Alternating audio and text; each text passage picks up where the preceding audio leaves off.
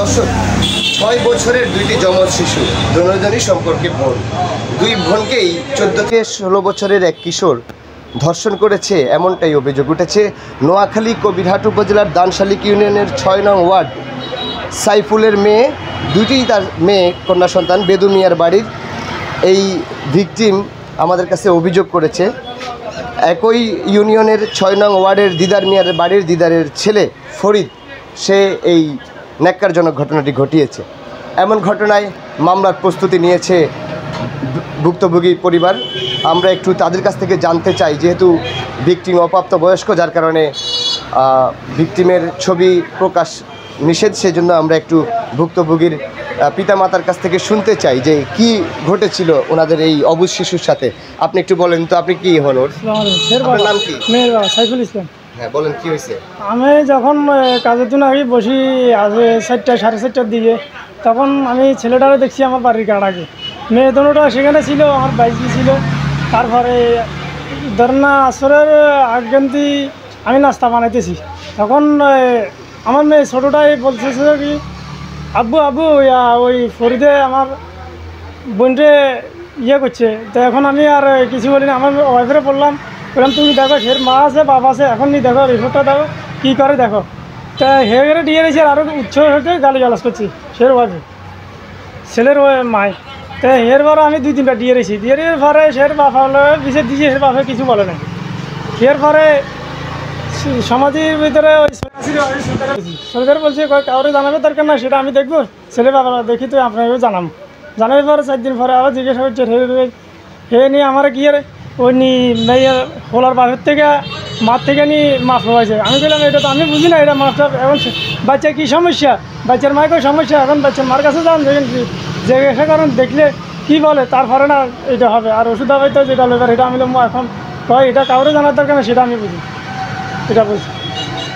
আপনার অভিযোগ আছে যে 2 মেয়েকে এই কিভাবে করলে একসাথে না একই দিন? না একই দিন, 2 দিন 2 ঘটনাটা করছে, কিন্তু এটা মেয়েদের মুখের কথাই লাস্টে আছে। এখন তো পরীক্ষা করেছি, এখন দোনো মেয়ের একই সমস্যা। পরীক্ষাতে আপনার 2 শিশুর ফিজিক্যাল অ্যাসল্ট পেয়েছেন? জি হয়েছে, তাকে যৌন নিপীড়ন করা হয়েছে। যৌন নিপীড়ন করা হয়েছে। আচ্ছা, শিশুটির মায়ের কাছ থেকে শুনতে চাই, একটু বলেন তো কি হয়েছে। সমস্যা হচ্ছে ওই রমজান মাসটা উনি আসরের সময় ইফতার রেডি করেন। আমার মেয়ে আর দুটা আর আমার দেওরের মেয়ে আসছিল ওই জায়গায় খেলা করে। আঙুর নিজের গাড়ি আছে রাস্তায়, গাড়ির ভিতরে দুনো বোন বসে খেলে, ফের স্বাস্থ্য বোন শুদ্ধ একসাথে। ছেলেটা গাড়ির উপর এমনিতে বসে রয়েছে, এমনি সব সময় আমি দেখি ওই ছেলেটা মেয়েগুন যে সময় খেলাধুলা করে, ওই ছেলেটা সবসময় আশেপাশে ঘোরাফেরা করে, বসে মাইসে মাই দেয় এদিকে আয়। তো যখন এক সময় বলায় তুই এই যারা কিলে ডাকস, এগুলোরে কিলে ডাকস, এগুলো খেলে কয় এমনি বা সাঁতানি করিয়ে এগুলোর বলায়ের।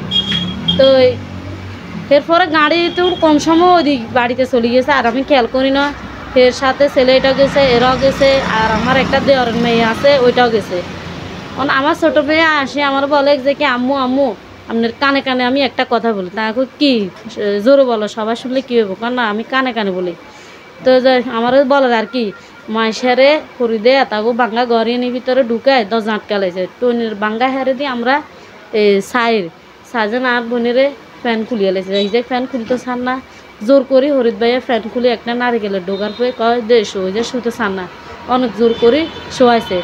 তখন আয় দুন মেছে এর বাবা আমার বলে যে কি তুই যা তাড়াতাড়ি মেয়ে কোনো ছায় আয় গেছি। সাজেন মেয়ে আমার ডরে বয়ে বাড়ির দিকে আসেন না, আগ বাড়ির পুকুরের খায়ে দাঁড়া রয়েছে।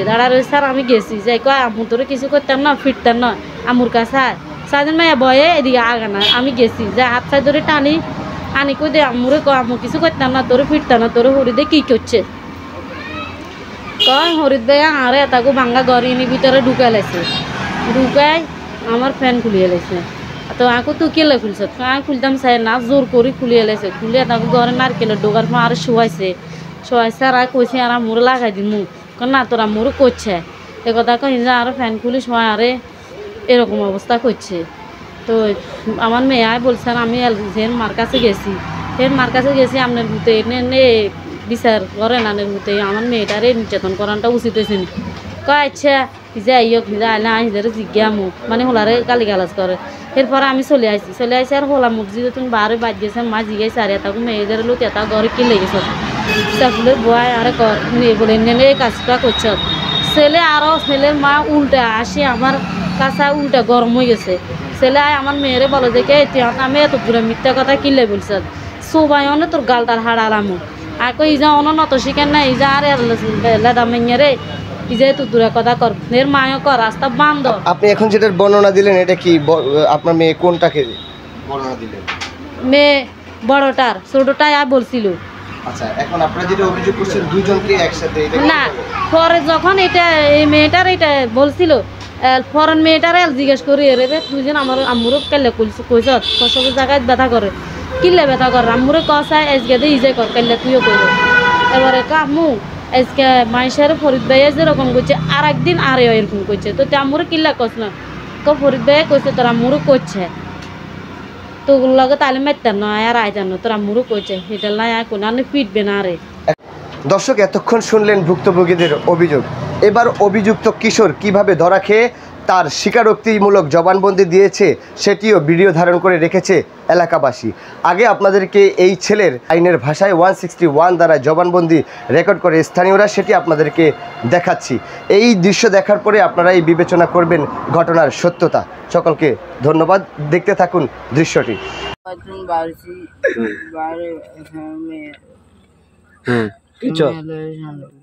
কোনায় কোনায় এটা জায়গা কোনায় কোন জায়গায় গেছস?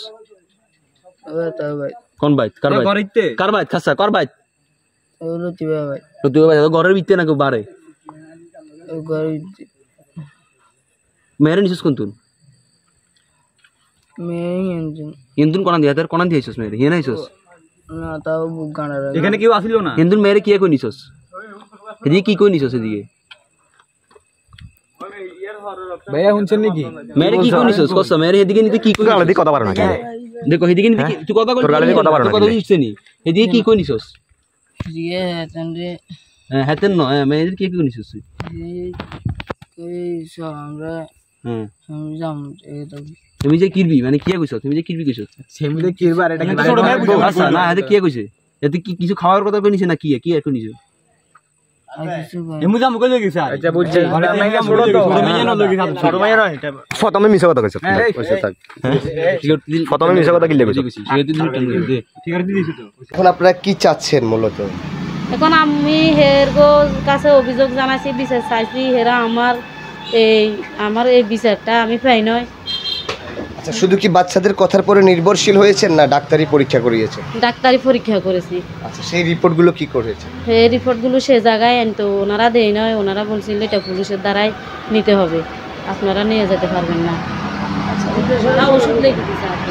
যেমনটি শুনছিলেন এর আগেও আমরা এখানে তাদের এই ঘটনায় আরও যারা সম্পৃক্ত ছিলেন বা এগুলোর সমস্যার সমাধানের লক্ষ্যে তারা যেটি জানে, আপনার নাম এবং পরিচয় দিয়ে বলবেন আপনার কি হয়েছিল এই ভুক্তভোগীর সাথে।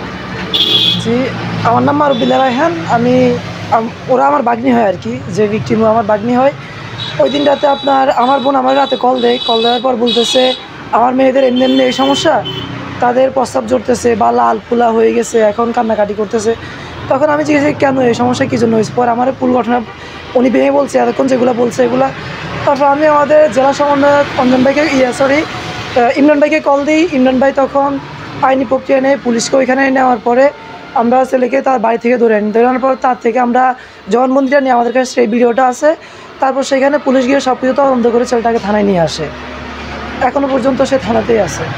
দর্শক যেমনটি শুনছিলেন, যেখানে এই ধর্ষণের অভিযোগে এবং এই ধর্ষণ প্রতিরোধে উত্তাল বাংলাদেশ, সেখানে আপনার আমার এই অবুঝ শিশু কতটুকু নিরাপদ, এই অবুঝ শিশুদের দিকে আপনার আমার প্রত্যেকটি শিশুর দিকে কড়া নজরদারি বাড়ানো আমাদের উচিত বলে মনে করছি এবং সংশ্লিষ্টরাও মনে করছেন যে নিজের এইসব শিশুদেরকে সতর্ক অবস্থায় সবসময় দেখভাল এবং নজরদারিতে রাখা উচিত। এমতো অবস্থায় এই ভুক্তভোগীর পরিবার কিন্তু মামলা করতে আসেন।